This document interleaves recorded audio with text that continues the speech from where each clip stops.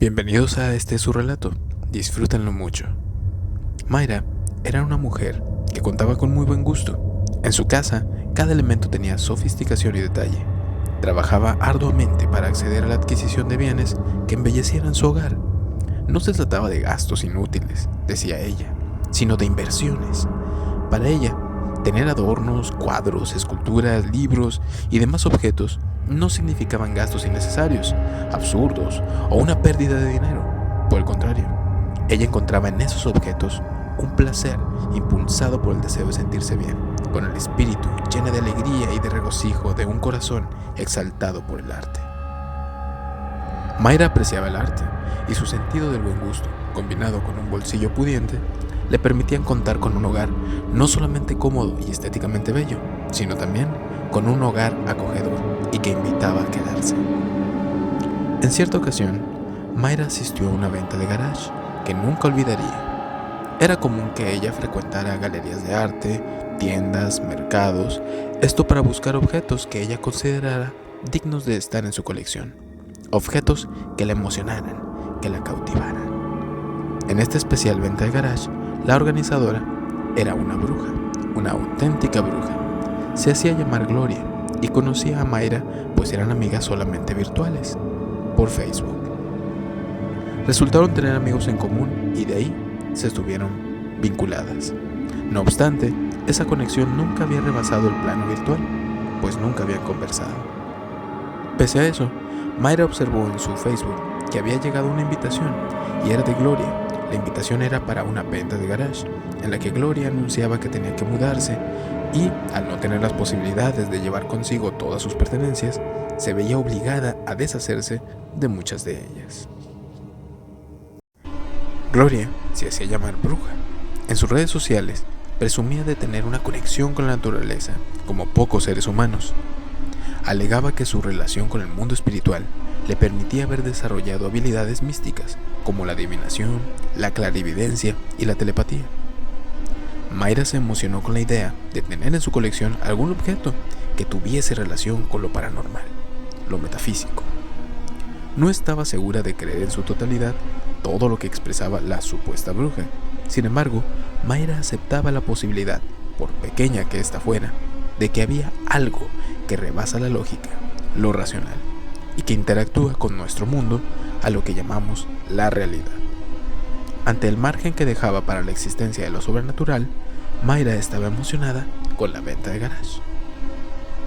Llegado el día, Mayra asistió a la venta de objetos de Gloria. Había cosas como aves disecadas, falsos esqueletos, libros sobre rituales, bolas de cristal como las que aparecen en las películas cuando los personajes hacen adivinaciones, velas, inciensos y muchos objetos. No había algo que realmente emocionara a Mayra, cuando de pronto ella se topó con un cuadro que la maravilló. Era de 1 metro por 80 centímetros aproximadamente. La imagen que contenía era un paisaje, un campo de pastos verdes que recibía el atardecer. En el extremo inferior izquierdo había una niña pequeña de cabello lacio y café que estaba parada entre la hierba fresca. La niña tenía un rostro preocupado, nervioso, y en el extremo derecho y superior, a la distancia de la niña, aparecía un hombre mayor con una vestimenta negra y una capucha que protegía su rostro.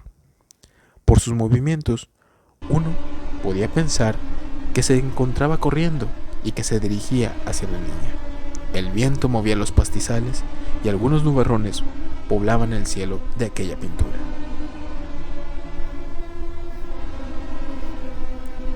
Mayra desconocía el porqué, pero había algo que la obligaba a ver aquel cuadro. Le resultaba casi hipnótico y no podía entender o justificar aquella súbita fascinación. Gloria se negó en un principio a vender el cuadro.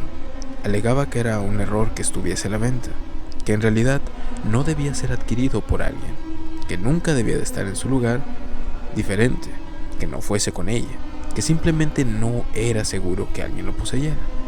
Mayra insistió tanto que Gloria terminó cediendo. Sin embargo, hubo 2 condiciones para permitir esta transacción. Número 1. Si Mayra notaba que la imagen en la pintura era diferente o cambiaba, aunque fueran detalles mínimos, entonces Mayra debía destruir el cuadro de manera inmediata. Número 2. Si Mayra soñaba con algo relacionado con el cuadro, entonces debía de destruir inmediatamente el cuadro. Gloria recalcó a Mayra las condiciones e inclusive se comprometió a regresar el dinero, pero indicó de sobremanera que el cuadro debía de destruirse si sucedía alguno de los dos supuestos antes indicados. Mayra preguntó por las razones que motivaban las condiciones señaladas, pero Gloria se negó rotundamente en explicar los motivos por los que estaba condicionando en forma tan peculiar esta venta.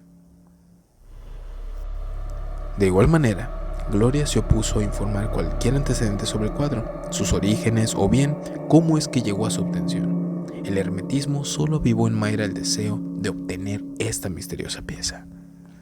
Mayra llevó el cuadro a su casa y lo colgó inmediatamente en su habitación. Llegó la noche, la primera noche del cuadro en su nuevo hogar. Mayra procedió a dormir, con la normalidad que le permitía su tranquila vida. Esa noche, Mayra tuvo un sueño que la conmocionó. En este sueño, ella estaba en el mismo lugar que la escena del cuadro. Junto a ella estaba la niña del cuadro. La infanta extendía su brazo derecho hacia Mayra. Estaban separadas por escasos 2 metros de distancia. La niña tenía un rostro aterrador. Sus ojos eran oscuros, completamente negros. Su boca era tan ancha como su rostro. Abarcaba la distancia de oreja a oreja. Y su cabello era rojo, tan rojo como brasas ardiendo. Era fuego puro. La niña le gritaba sin parar: ¡ayúdame! ¡Llévame! ¡Llévame! ¡Ayúdame!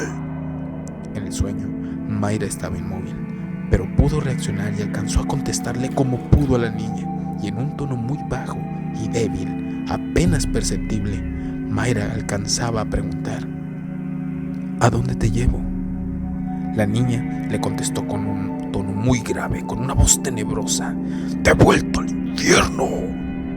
Entonces el brazo de la niña se hizo largo, se deformó de manera que alcanzó la muñeca derecha de Mayra. Ya no era una mano, era una garra con uñas afiladas y largas que se encajaban de manera dolorosa. Mayra gritaba por el dolor, tenía miedo, auténtico miedo, mientras aquel engendro se reía diabólicamente. De pronto, tras de Mayra, apareció la figura encapuchada que antes estaba también en el cuadro.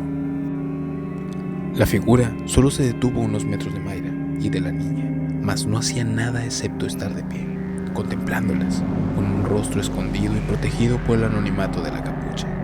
En ese instante, la niña dejó de burlarse. Su ceño se tornó enojado y le gritó a Mayra: ¡más te vale que me lleves al infierno! ¡Hazlo ahora! En ese momento, Mayra despertó. Estaba cubierta en sudor. Empezó a llorar, temblaba, pero nada la prepararía para lo que venía a continuación, pues encendió su lámpara de noche, la que estaba junto a su escritorio, y con la tenue luz que alcanzaba a iluminar la habitación, notó con horror que el cuadro había cambiado. Lágrimas salían por botones de los ojos de Mayra. Su cuerpo estaba paralizado, sus vellos capilares estaban completamente erizados y su corazón latía con una velocidad preocupante. Mayra no daba crédito al ver que en el cuadro seguía el mismo paisaje, sí, pero la diferencia ahora era que en la imagen ya no estaba ni la niña ni la figura que la perseguía. Habían desaparecido. El corazón de Mayra casi se detiene cuando la puerta de su baño se abrió y en el marco de la puerta estaba la niña que vio en un principio en el cuadro, y desde ese lugar la niña se dirigía a Mayra y le dijo con una voz cavernosa: ¡vámonos ya! ¡Ahora! La infante corrió hacia Mayra y se metió debajo de la cama. Mayra gritó como pocas veces en su vida, gritó mucho.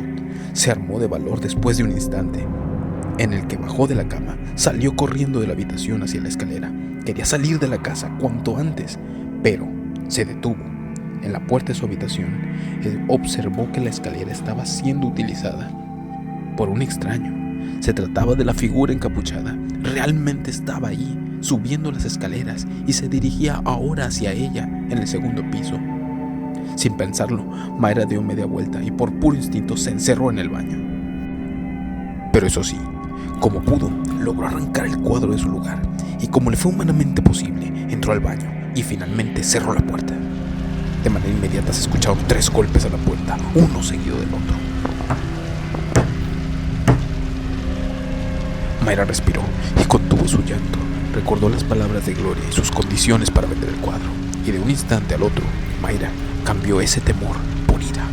Comenzó a destruir el cuadro, lo sujetó con fuerza y lo estrelló contra el piso del baño. Lo mancilló como le era posible. Una voz horrible gritaba afuera tras la puerta. Eran quejidos abrumadores. ¡Detente! ¡Detente! Ese espeluznante chillido. Mayra tomó unas tijeras que alcanzó a divisar y las clavó en el lienzo maldito. Cortaba y los gritos no cesaban. De pronto, cuando solo quedaban tiras de lo que era la pintura, solo reinó un silencio.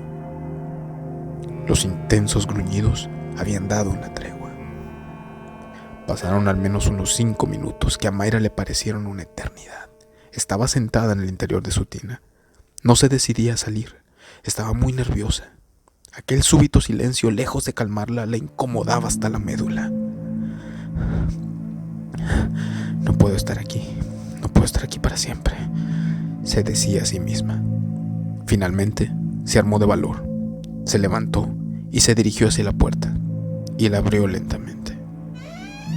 En su habitación reinaba la calma. Todas sus cosas estaban acomodadas con el orden que caracterizaba a Mayra. Tras pensar por un momento, intentando asimilar lo recién vivido, Mayra decidió salir de forma inmediata hacia el hogar de sus padres, que no estaba lejos. Esa noche, pese a estar con la protección que brinda un hogar conocido y la presencia cercana de quien amamos, Mayra no logró dormir, ni un poco, igual la siguiente noche e igualmente las noches que le siguieron. En Mayra, por algún tiempo, estaba el amargo recuerdo de ese cuadro maligno. Te agradezco que hayas llegado hasta aquí. Espero de corazón que hayas disfrutado este relato. Me voy a despedir de ti recordando las palabras de uno de mis ídolos personales. Te invito a que observes el lugar en el que estás. Contempla la oscuridad de tu habitación. ¿Crees que estás solo?